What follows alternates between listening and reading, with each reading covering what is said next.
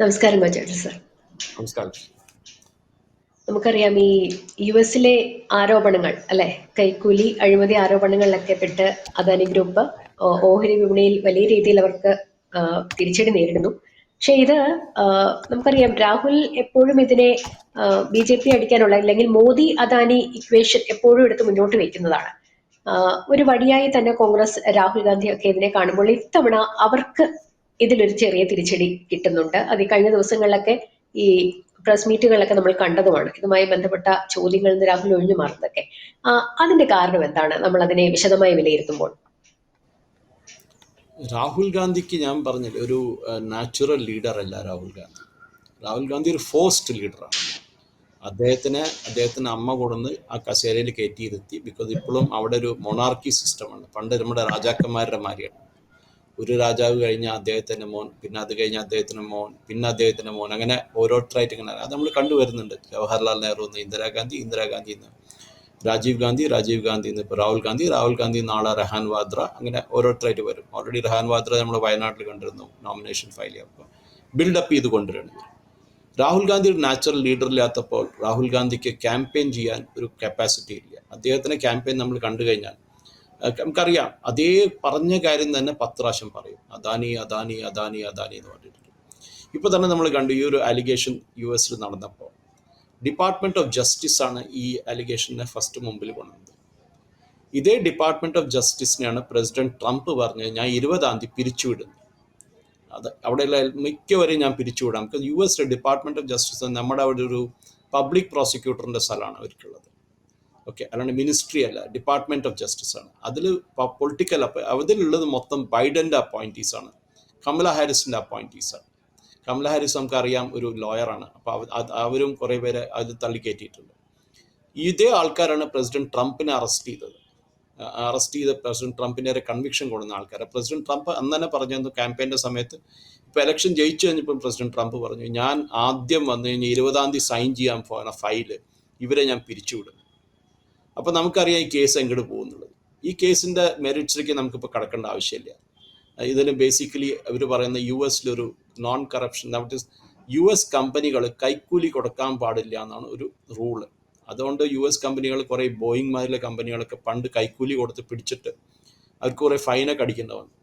അതേസമയത്ത് എയർബസ് മാതിരിയുള്ള കമ്പനികൾ, യൂറോപ്യൻ കമ്പനിയാകാൻ അവർക്ക് കൈക്കൂലി കൊടുക്കാൻ ഒരു കുഴപ്പമില്ല. അവർക്ക് ആക്ച്വലി ടാക്സ് റിബേറ്റ് കിട്ടും. അതിന് ഒരു ഏജന്റ് കമ്മീഷൻ എന്ന് പറയും. നമ്മൾ ബോഫോസിലൊക്കെ കണ്ടിരുന്നു കമ്മീഷൻ, നമ്മൾ സ്കോർപിയൻ ഡീലിൽ കണ്ടിരുന്നു, പിന്നെ ഒഗസ്റ്റ വെസ്റ്റ്ലാൻഡ് നമ്മൾ കണ്ടിരുന്നു ഇന്ത്യ. അതെല്ലാത്തിലും കമ്മീഷൻ കൊടുത്തിരുന്നു. അപ്പോൾ ആ സമയത്ത് ഇതേ കോൺഗ്രസ് ഗവൺമെൻറ് ആയിരുന്നു കേട്ടോ, അത് വേറെ കാര്യം. കമ്മീഷൻ വാങ്ങിച്ചു. ബോഫോസിൽ നമുക്കറിയാം രാജീവ് ഗാന്ധി ഡയറക്റ്റായിട്ട് വാങ്ങിച്ചില്ലെങ്കിൽ രാജീവ് ഗാന്ധിയുടെ ഫാമിലി ആയിരുന്നു ബെനിഫിറ്റ് ചെയ്തു. ഒട്ടാവെ കോട്രോച്ചി ആയിരുന്നു സോണിയാഗാന്ധിയുടെ ഒരു ക്ലോസ് റിലേറ്റീവ് ആയിരുന്നു. കൈക്കൂലി എല്ലാം വാങ്ങിച്ചു 32 കോടി ഒരു ബാങ്കിൽ, ലണ്ടൻ ബാങ്കിൽ ഇട്ടിട്ട് മലേഷ്യയിൽ പോയി ഒളിച്ചിരുന്നത്. അതൊക്കെ പഴയൊരു കഥയാണ്. പക്ഷേ ഈ അലിഗേഷൻസ്, അദാനിയുടെ നേരിലുള്ള അലിഗേഷൻസ്, ഡിപ്പാർട്ട്മെൻറ്റ് ഓഫ് ജസ്റ്റിസ് തന്നെ പറഞ്ഞിട്ടുണ്ട് these are only allegations and these people are presumed to be innocent till convicted. ഇതൊരു നെക്സ്റ്റ് US ജുഡീഷ്യൽ സിസ്റ്റം എങ്ങനെയാണെന്ന് പറഞ്ഞാൽ ആദ്യം ഒരു ഇൻഡിക്ട്മെൻറ്റ് ഫയൽ ചെയ്യും. അതാണ് ഇപ്പോൾ ഫയൽ ചെയ്തത്. അത് നമ്മുടെ അവിടെ ചാർജ് ഷീറ്റ് മാതിരിയാണ്. ചാർജ് ഷീറ്റ് സത്യാവോ ഇല്ല, അത് തള്ളിപ്പോവോ ഇല്ലെന്ന് അത് വേറെ കാര്യം. ചാർജ് ഷീറ്റ് ഫയൽ ചെയ്ത നെക്സ്റ്റ് സ്റ്റെപ്പാണെന്ന് പറഞ്ഞാൽ ഇതൊരു ജൂറി ഫോം ചെയ്യും. നമ്മുടെ ജൂറി സിസ്റ്റം ഇല്ല ഇന്ത്യയിൽ. എന്നാൽ ഒരു 10 പേരുള്ളതോ അല്ലെങ്കിൽ 9 പേരുള്ള അല്ലെങ്കിൽ 11 പേരുള്ള ഒരു ജൂറിയെ ഫോം ചെയ്യും. ജൂറി എന്ന് പറഞ്ഞാൽ ആ അടുത്തുള്ള ആൾക്കാരെ വിളിച്ച്, കോമൺ ആയിട്ടുള്ള ആൾക്കാരെ വിളിച്ച് അവരോട് ചോദിച്ച് അവരൊരു കോടതിയിൽ കൊണ്ടുവരുത്തും. അവരാണ് ഈ എവിഡൻസ് എല്ലാം കേൾക്കുക, പ്രസൻറ്റ് ചെയ്യുന്നത്. നമ്മുടെ കോടതിയിൽ നമ്മൾ ഡയറക്റ്റായിട്ട് ജഡ്ജിനെ അഡ്രസ്സ് ചെയ്യുക ലോയർമാർ. ഇവിടെ ജഡ്ജ് ഉണ്ടാവും, പക്ഷെ ജഡ്ജിൻ്റെ ഒരു എന്താ പറയുക 1 സ്റ്റെപ്പ് ഡൗൺ ആയിട്ട് ഒരു ജൂറി ഉണ്ടാവും. രാഹുൽ ഗാന്ധിക്ക് ഇതൊക്കെ അറിയാം. ബിക്കോസ് രാഹുൽ ഗാന്ധി ഇതേമാതിരി 320 സെക്ഷൻ 320 നമ്മുടെ പഴയ IPC 320 നമ്മളല്ല 420 നമ്മൾ ചീറ്റിങ്ങിന് പറയും, 420 എന്ന് പറയും ഹിന്ദിയിൽ. അങ്ങനെ ഇവൻ കള്ളനാണെന്നുള്ള ഒരു ഇതാണ് 420 എന്ന് ഹിന്ദിയിൽ പറയും. രാഹുൽ ഗാന്ധിയുടെ അമ്മയും ഈ 420 ജാമ്യത്തിൽ സാം പിട്രോടെയും കൂടിയിട്ട് ജാമ്യത്തിൽ ഇവർ ഇറങ്ങി നടക്കുന്നത്. അപ്പോൾ ഒരു അദാനി കള്ളനാണെന്ന് പറയുമ്പോൾ അവനോൻ എന്താ ചെയ്തതെന്നുള്ള കാര്യം രാഹുൽ ഗാന്ധി ഓർമ്മിക്കണം, നല്ലതാണ്. ജാമ്യത്തിലാണ് ഇറങ്ങിയത്, കേസ് തള്ളിപ്പോയിട്ടില്ല കേട്ടോ, കേസിന് കൺവിക്ഷൻ കിടക്കുകയാണ്. അതേമാതിരി രാഹുൽ ഗാന്ധിയെ കുറേ കേസുകളിൽ രാഹുൽ ഗാന്ധി പെട്ടിട്ടുണ്ട്. അതിൽ പ്രൂഫില്ല. പണ്ട് അടൽ ബിഹാരി വാജ്പേയി രാഹുൽ ഗാന്ധിയെ US ഒരു എയർപോർട്ടിൽ നിന്ന് രക്ഷപ്പെടുത്തി എന്ന് പറഞ്ഞൊരു കേസ് ഉണ്ടായിരുന്നു. പക്ഷെ അത് പ്രൂഫില്ലാത്തതാണ് ഞാനത് അലജ് ചെയ്യുന്നില്ല അവിടെ ഈ സ്റ്റേറ്റിൽ. പക്ഷേ രാഹുൽ ഗാന്ധി ജാമ്യത്തിൽ നടക്കിയ ഈ ഒരു കേസ് നമുക്ക് എല്ലാവർക്കും അറിയാം, നാഷണൽ ഹെറാൾഡ് കേസുണ്ട്. അപ്പോൾ ഈ അദാനിയുമായുള്ള ആളെ പറയുമ്പോൾ അദാനിയെ പണ്ട് പറഞ്ഞിരുന്ന എല്ലാ മോദിക്കാരും കള്ളന്മാരാണെന്ന് പറഞ്ഞിട്ട് അവസാനം അതൊരു കോടതി പോയി അതൊരു കേസായി രാഹുൽ ഗാന്ധിയുടെ മേലെ. ഈ ഗുജറാത്തികളുടെ മേലെ ഇപ്പം അദാനി ആവട്ടെ അംബാനി ആവട്ടെ ഇവരൊക്കെ ശരിക്കും വലിയ ആളായി വന്നത് കോൺഗ്രസിൻ്റെ ടൈമിലാണ്. എല്ലാവർക്കും അറിയാം. ഈ അംബാനിയുടെ ധീരുഭായ് അംബാനി ശരിക്കും ഗ്രോ ആയി വന്നത് കോൺഗ്രസിൻ്റെ സമയത്തായിരുന്നു. അപ്പോൾ നമ്മൾ എന്താ പറയണ്ടത്, കോൺഗ്രസ് കൈക്കൂലി കൊടുത്തു, കോൺഗ്രസ്സുകാരെ ചീപ്പിച്ചു. നമ്മുടെ നാട്ടിൽ കൈക്കൂലി കൊടുക്കൽ വളരെ നമ്മളെ ഗവൺമെൻറ് SNC ലാബിലും കേരളത്തിൽ വലിയ കേസ് നമുക്കറിയാം. എന്ത് പരിപാടിയായിരുന്നു നമുക്ക് എല്ലാവർക്കും അറിയാം. കൈക്കൂലി ഡയറക്റ്റായിട്ട് വാങ്ങിക്കാണ്ട് ഒരു മെഡിക്കൽ കോളേജിൻ്റെ പേരിൽ കൈക്കൂലി വാങ്ങിച്ച് ഒരു മെഡിക്കൽ കോളേജ് സ്റ്റാർട്ട് ചെയ്യാമെന്ന് തുടങ്ങിയ ഒരു പരിപാടിയായിരുന്നു SNC ലാബിൽ. ആ കേസ് ഇപ്പോഴും സുപ്രീം കോടതിയിൽ അവിടെ കിടക്കുന്നുണ്ട്. അതേ പരിപാടിയാണിത്. അപ്പോൾ ഈ കമ്മ്യൂണിസ്റ്റുകാരായാലും കോൺഗ്രസ്സുകാരായാലും ഇതൊക്കെ പറയുമ്പോൾ അത് ഇതിൻ്റെ ഒരു സമയം കാണണം. എപ്പോഴും ലോക്സഭ പാർലമെൻറ്റ് തുടങ്ങുന്നതിന് ഒരാഴ്ച മുമ്പാണ് ഇങ്ങനത്തെ ഓരോ അലിഗേഷൻസ് വരിക. അത് റഫാൽ തൊട്ട് തുടങ്ങി നമ്മൾ കണ്ടിട്ടുണ്ട്. എല്ലാ പാർലമെൻറ്റ് സെഷൻ തുടങ്ങുന്നതിന് മുമ്പ് ഒരു ഹിൻഡൻബർഗ് റിപ്പോർട്ട് വന്നു. എല്ലാം ഒരാഴ്ച മുമ്പാണ് വരുന്നത്. അപ്പോൾ ഈ പറഞ്ഞ മാതിരി ഈ ഒരു പൊളിറ്റിക്കൽ അറേഞ്ച്മെൻറ്റ് നമ്മൾ പറയുകയാണെങ്കിൽ ഇത് കറക്റ്റ് പാർലമെൻറ്റിൽ മോദി ഗവൺമെൻറ്റിനെ കോണർ ചെയ്യാൻ വേണ്ടി ചെയ്യുന്നതാണ്. ഇപ്പോൾ ഡിപ്പാർട്ട്മെൻറ്റ് ഓഫ് ജസ്റ്റിസ് എന്ന് പറഞ്ഞിരിക്കുന്നത് ഇത് ഞാൻ പറഞ്ഞില്ലേ, ഇതൊരു ഇനിയും കുറേ സ്റ്റേജസ് ഉണ്ട് ഇതിൽ. പക്ഷേ ട്രംപ് വരലും ഈ കേസ് തള്ളിപ്പോവും. അതാണ് ഉണ്ടാവാൻ പോകുന്നത്. ട്രംപ് അവരെല്ലാം പിരിച്ചുവിടും. അവർ പിരിച്ചുവിട്ടാൽ പിന്നെ ഈ കേസ് നടത്താൻ ആരും ഉണ്ടാവില്ല. അതേസമയത്ത് ഇതൊരു ക്രിമിനൽ കേസാണ്.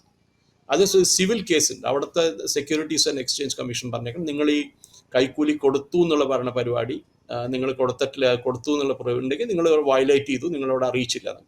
പക്ഷേ ഇതിൽ ഏറ്റവും ഇൻട്രസ്റ്റിംഗ് ആയിട്ടുള്ള ഈ കൈക്കൂലി കൊടുത്തു എന്ന് പറഞ്ഞ ആൾക്കാരൊക്കെ ഒറ്റ BJP മുഖ്യമന്ത്രി ഇല്ല. അതിൽ 4 പേരാണ് മുഖ്യമന്ത്രി ആയിട്ടുള്ളത്. ഒന്ന് സ്റ്റാലിൻ തമിഴ്നാട്ടിൽ, ഭൂപേഷ് ബഗൽ ഛത്തീസ്ഗഡിൽ, നമ്മുടെ YS ജഗൻ ആന്ധ്രാപ്രദേശിൽ. ഇവർക്കൊക്കെയാണ് കൈക്കൂലി കൊടുത്തു എന്ന് പറയുന്നത്. പിന്നെ 4ാമത്തെ ഉണ്ടായിരുന്നത് പണ്ടത്തെ ജമ്മു കാശ്മീർ ഗവർണർ സത്യപാൽ മലിക്. അദ്ദേഹം BJPന്ന് പുറത്താക്കിയ ആളാണ്. BJPയിൽ നേരെ കുറേ അലിഗേഷൻസ് ഒക്കെ ചെയ്തു. പിന്നെ ഇപ്പോൾ ആളൊരു നോബഡി ആയിട്ട് നടക്കുന്ന ആളാണ്. ഈ 4 പേർക്കാണ് കൈക്കൂലി കൊടുത്തു. അതിൽ കൊടുത്തത് 1720 കോടി കൊടുത്തു എന്ന് പറയുന്നത് ജഗന്നാണ്.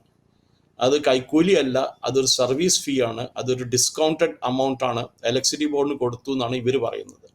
അതെല്ലാം നമുക്ക് കോടതിയിൽ അറിയുള്ളൂ. ബിക്കോസ് ഈ US നമ്മുടെ കോടതി മാതിരിയല്ല. US കോടതിയിൽ സയൻറ്റിഫിക് ആയിട്ട് നന്നായിട്ട് പ്രൂവ് ചെയ്യാൻ പറ്റും. ഇപ്പോൾ ഇവരുടെ ഫോണൊക്കെ പിടിച്ചെടുത്തു, ഫോണിൽ നിന്ന് എടുത്ത എവിഡൻസ് ആണെന്ന് പറഞ്ഞു.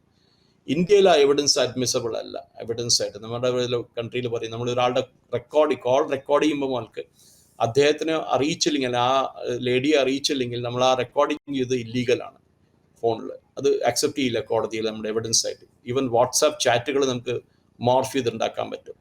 അപ്പോൾ ഈ എല്ലാ കേസ് വെച്ച് നോക്കുക. രാഹുൽ ഗാന്ധിയുടെ ഇന്നലെ ഒരു പ്രസ് കോൺഫറൻസ് രാഹുൽ ഗാന്ധിയോട് ചോദിച്ചു, നിങ്ങളുടെ ഈ 3 ഓപ്പോസിഷൻ മുഖ്യമന്ത്രിമാരായിരുന്നല്ലോ, പിന്നെ ഒന്ന് നവീൻ പട്നായിക്, ഞാൻ മറന്നു, നവീൻ പട്നായിക്, 4 മുഖ്യമന്ത്രിമാരും ഇപ്പം എല്ലാവരും എന്താ പറയുക 3 എക്സായി പോയി, ഒരാൾ പ്രസൻറ്റുമാണ്.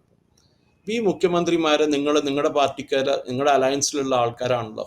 സ്റ്റാലിനും ഈ പറഞ്ഞ മാതിരി ഭൂപേഷ് ബഗൽ നിങ്ങളുടെ തന്നെ മുഖ്യമന്ത്രിയായിരുന്നു കോൺഗ്രസിൻ്റെ. ഇവരെ നേരെ നിങ്ങൾ കേസ് ഫയൽ ചെയ്യുമോ, ഇവരെ നേരെ നിങ്ങൾ അറസ്റ്റ് വാറണ്ട് എടുക്കണം എന്ന് പറയുമെന്ന് ചോദിച്ചു. അപ്പോൾ രാഹുൽ ഗാന്ധിക്ക് എന്താ പറയേണ്ടത്, അത് BJPയുടെ ക്വസ്റ്റ്യൻ ആണോ എന്ന് ചോദിച്ചു.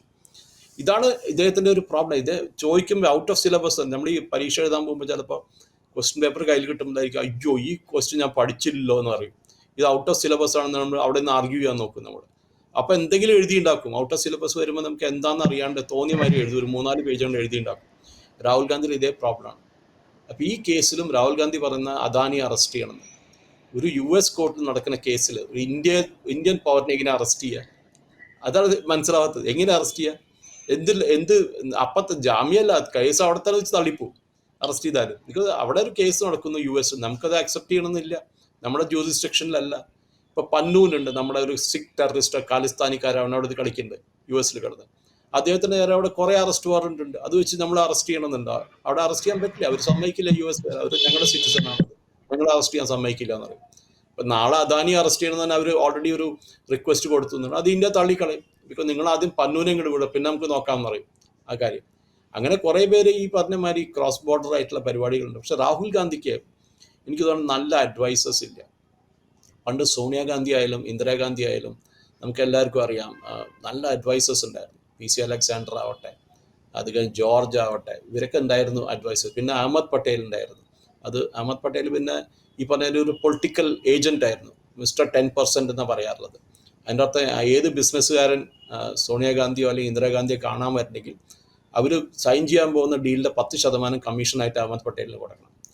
അങ്ങനെയായിരുന്നു റൂൾ അത്. അപ്പോൾ അഹമ്മദ് പട്ടേൽ അങ്ങനത്തെ ആൾക്കാരൊക്കെ നല്ല പൊളിറ്റിക്കലി ആക്റ്റീവായിട്ടുള്ള ആൾക്കാരായിരുന്നു. അതേസമയത്ത് ഇപ്പോഴുള്ള സെറ്റ് ഓഫ് അഡ്വൈസേഴ്സ് രാഹുൽ ഗാന്ധിയുടെ കഷ്ടം എന്ന് ശരിക്കും കെ സി വേണുഗോപാൽ, ഇവരൊക്കെ ഞാൻ പറഞ്ഞില്ല ഒരു പൊളിറ്റിക്കൽ സ്റ്റാൻഡിങ് ഇല്ലാത്ത ആൾക്കാരാണ്. വെറും രാഹുൽ ഗാന്ധിയുടെ പേര് പറഞ്ഞ് ഇൻഫ്ലുവൻസ് ഉണ്ടാക്കുന്ന ആൾക്കാരാണ്. അവർക്കൊരു പൊളിറ്റിക്കൽ ഒരു അഡ്വൈസ് കൊടുക്കാനുള്ള കപ്പാസിറ്റി അവരുടെ കയ്യിലില്ല. ഇപ്പോൾ അറ്റ്ലീസ്റ്റ് ടോം വടക്കൻ, ഇപ്പോൾ ബി ജെ പിയിലുള്ള ടോം വടക്കൻ പണ്ട് ഇന്ദിരാഗാന്ധിയുടെ ഒരു റൈറ്റ് ഹാൻഡ് ആയിട്ട് നടന്ന ആളായിരുന്നു കുറേ കാലം. ഇവർക്കൊക്കെ അഡ്വൈസ് കൊടുക്കാൻ അറിയായിരുന്നു. പക്ഷേ ഈ രാഹുൽ ഗാന്ധിക്ക് ഇപ്പോൾ അഡ്വൈസ് കൊടുക്കുന്ന ആൾക്കാർ, കെ സി വേണുഗോപാൽ ആവട്ടെ, സാം പിട്രോഡെ ആവട്ടെ, ഇങ്ങനത്തെ ആൾക്കാർക്ക് ഈ റിയാലിറ്റി ആയിട്ട് ഒരു ടച്ചും ഇല്ല. അപ്പോൾ ഒരു ഹരിയാനയിൽ ഒരു ക്യാമ്പയിന് പോവുകയാണെങ്കിൽ, മഹാരാഷ്ട്രയിൽ ഒരു ക്യാമ്പയിന് പോകും, അവിടെ പോയിട്ട് അതേ അദാനി അംബാനി എന്ന് പറയും. പിന്നെ കാസ്റ്റ് സെൻസസ് എന്ന് പറയും. പിന്നെ ചോദിക്കും നിങ്ങളുടെ ടെലിവിഷൻ സ്റ്റുഡിയോയിൽ എത്ര ആങ്കർമാർ SC/STs ആണ്. അതെനിക്ക് മനസ്സിലായി, ടെലിവിഷൻ സ്റ്റുഡിയോയിൽ പിന്നെ നിങ്ങൾ ഇതിനെ കാസ്റ്റ് ഇക്വേഷൻസ് ഒക്കെ കൊണ്ടുവരുന്നത്. അവിടെ നിങ്ങളുടെ ബോർഡ് റൂം, ഇന്ത്യൻ ബോർഡ് റൂംസിൽ എത്ര പേര് SC/STs ഉണ്ട്, ഇന്ത്യൻ ജഡ്ജ് സുപ്രീം കോടതിമാരുണ്ട്, എത്ര OBCs ഉണ്ട്.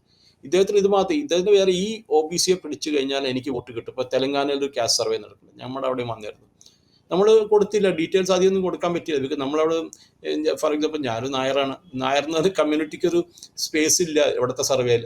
അപ്പോൾ നമ്മൾ എന്ത് ചെയ്യും, അത് ബ്ലാങ്ക് ആയിട്ട് വിടും. അതാണ് ഉണ്ടാവുന്നത്. അപ്പോൾ കാസ്റ്റ് സർവേ എന്ന് പറഞ്ഞാൽ കർണാടക ഗവൺമെൻറ് കാസ്റ്റ് സർവേ നടത്തി 10 കൊല്ലം, ആ റിപ്പോർട്ട് ഇന്ന് വരെ റിലീസ് ചെയ്തിട്ടില്ല കോൺഗ്രസ് ഗവൺമെൻറ്. അവിടുത്തെ വക്കലിക ലിംഗച്ചും പറഞ്ഞു അത് റിലീസ് ചെയ്ത് ഞങ്ങൾ കാണിച്ചു തരാമെന്നാണ്. അതേമാതിരിയാണ് ഇപ്പോൾ രാഹുൽ ഗാന്ധി എന്നൊരു ഇൻഡിവിജ്വലെ ഞാൻ എപ്പോഴും പറയും നമ്മൾ സീരിയസ് ആയിട്ട് എടുക്കാൻ പാടില്ല. നമ്മൾ വളരെ സീരിയസ് ആയിട്ട് രാഹുൽ ഗാന്ധിനെ എടുക്കുക. അത് നമ്മളൊരു കോമഡി എലിമെൻ്റ് ആയിട്ട് എടുത്താൽ മതി. ഒരു വൈകുന്നേരത്തെ ഒരു കോമഡി ഷോ, ഒരു ടഫായിട്ടുള്ള ദിവസം കഴിഞ്ഞ് ടയേർഡായിട്ട് വരുമ്പോൾ ഇദ്ദേഹത്തിന് 2 വീഡിയോ കഴിയുമ്പോൾ ചിരിച്ച് നമുക്ക് കുറച്ച് റിലാക്സ് ചെയ്യാൻ പറ്റും. അതാണ് രാഹുൽ ഗാന്ധിയുടെ എന്താ പറയുന്ന ഒരു പൊസിഷൻ. ഈ കാസ്റ്റ് പൊളിറ്റിക്സും ഒന്നും ഒരുപക്ഷെ ഫലവത്താവുന്നില്ല. താങ്കൾ പറഞ്ഞ പോലെ ഒരു കൊമേഡിയനായി മാറിക്കൊണ്ടിരിക്കുന്നുവെങ്കിലും ഇനി വരാൻ പോകുന്ന വിന്റർ സെഷനിൽ വലിയ പ്രശ്നം ഉണ്ടാക്കാനല്ലേ, അവിടെ ഫലപ്രദമായ ചർച്ചകളോ കാര്യങ്ങളോ ഒന്നും നടക്കാതിരിക്കാൻ ഈ ഒരു വിഷയം എടുത്ത് ഉപയോഗിക്കും എന്നുള്ളത് ഉറപ്പാണ് പ്രതിപക്ഷം. അത് ചെയ്തോട്ടെ, അത് അവരുടെ റൈറ്റാണ്, അവർ ഇരിക്കാണ്ടിരിക്കുക. പക്ഷെ അതേസമയം രാഹുൽ ഗാന്ധിയുടെ കേസ് നമുക്ക് ഡിബേറ്റ് ചെയ്യണം. രാഹുൽ ഗാന്ധിയുടെ ഈ നാഷണൽ ഹെറാൾഡ് കേസ് എന്താ ഡിബേറ്റ് ചെയ്യാത്ത പാർലമെൻറ്റിൽ? രാഹുൽ ഗാന്ധി അവിടെ ഉള്ള ആളാണ്. ഈ അദാനി പാർലമെൻറ്റിലില്ല. നമ്മളെപ്പോഴും പാർലമെൻറ്റ് ഡിബേറ്റ് ചെയ്യുമ്പോൾ ആ പറഞ്ഞ വ്യക്തി പാർലമെൻറ്റിൽ ഉണ്ടോ ഇല്ലെന്ന് നോക്കാൻ പറയും സ്പീക്കർ. അവിടെ ഇല്ലാത്ത ആളെ പറ്റി ഡിബേറ്റ് ചെയ്തിട്ട് കാര്യമില്ല. ബിക്കോസ് അദ്ദേഹം അവിടെ ഇല്ല, അദ്ദേഹം വന്ന് ഡിഫെൻഡ് ചെയ്യാൻ പറ്റില്ല. അങ്ങനത്തെ ഒരു പൊസിഷനിലാണ്. അപ്പോൾ ഇപ്പോൾ സ്പീക്കറായാലും ചെയർമാൻ രാജ്യസഭയായാലും അവർ പറയും is the person present in the house. അല്ലെങ്കിൽ നിങ്ങൾ ഏതോ ഒരാളുടെ മേലെ ഏതോ ഒരു അലിഗേഷൻ ചെയ്താൽ ശരിയാവില്ല. അത് ചെയ്യും. ഇപ്പോൾ ഈ പറഞ്ഞ മാതിരി പിന്നെയും കൊണ്ടുവരും, സെബിയുടെ ചീഫിനെ സാക്ക് ചെയ്യണമെന്ന് പറയും, അതും ഇതും ലോക്സഭ അഡ്ജേൺ ചെയ്യിപ്പിക്കും കുറേ പ്രാവശ്യം. എന്താണ് യൂണിഫോം നമ്മുടെ ബില്ല് വരാൻ പോകുന്നുണ്ട്, വഖഫിൻ്റെ ബില്ല് വരാൻ പോകുന്നുണ്ട്, അതെങ്ങനെയെങ്കിലും തടയാൻ നോക്കും. അതൊക്കെയാണ് ഇവർ സ്ട്രാറ്റജി. പക്ഷേ ഇവരെക്കാട്ടും വലിയ ആൾക്കാരാണ് അമിത്ഷാവും ബാക്കിയുള്ളവരൊക്കെ. അവർ നോക്കിക്കോളി കാര്യങ്ങൾ. Thank you very much. കൂടുതൽ വാർത്തകളും വിശേഷങ്ങളും നിങ്ങളിലേക്ക് എത്താൻ ABC മലയാളം സബ്സ്ക്രൈബ് ചെയ്യുക, ബെൽ ബട്ടണും അമർത്തുക.